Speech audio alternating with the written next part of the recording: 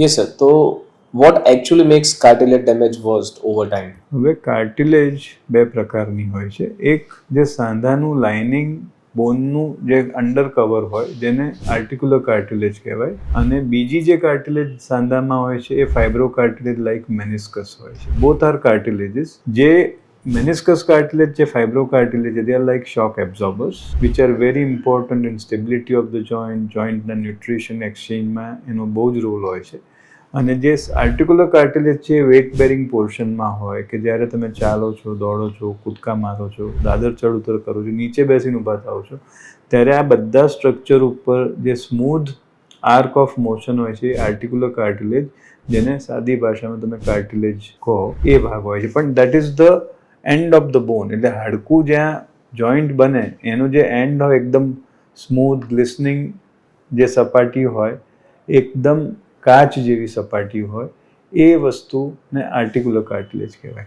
હવે કાર્ટિલેજમાં જ્યારે ડેમેજ ચાલુ થાય ત્યારે યુઝ્યુઅલી જો એકદમ જ સામાન્ય પ્રોબ્લેમ હોય તો ઘણીવાર બહુ દુખાવો સોજો હોય તો એ વખતે જોઈન્ટને લોડિંગમાંથી તમે થોડું ઓછું કરો, દૂર રાખો, નોન લોડિંગ રાખો, અને જો એમાં સ્વેલિંગ ને બધું ઝડપથી તમે રિકવર કરી શકો, ટ્રીટ કરી શકો, તો મોસ્ટ ઇમ્પોર્ટન્ટ થિંગ જે એને વધુ ડેમેજ થતી અટકાવવામાં જે આપણા માટે ઇમ્પોર્ટન્ટ છે એ મૂવમેન્ટ છે. કારણ કે જો સાંધો આરામમાં હશે તો કાર્ટિલેજને આરામની જરૂર નથી હોતી, એનું ન્યુટ્રિશન બંધ થઈ જશે.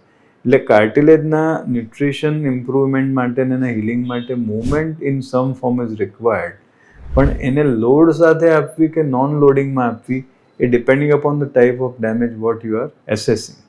એટલે નોર્મલી કાર્ટિલેજ ઇન્જરીમાં જ્યારે બોન બહુ જ ખરાબ રીતે ઇન્જર થયું હોય સાથે જે હાડકું હોય એની ઉપર કાર્ટિલેજ હોય, એટલે આ સબકોન્ડ્રલ બોન જે છે કાર્ટિલેજની નીચેનો પોર્શન, એમાં બહુ સોજો હોય, એમાં બહુ જ કોમ્પેક્શન ઇન્જરી હોય કે એમાં અંદર ઈજા થયેલી હોય, ત્યારે ઘણીવાર પેશન્ટને અમે નોન વેટ બેરિંગ મીન્સ વજન ન મૂકવાની સલાહ આપીએ.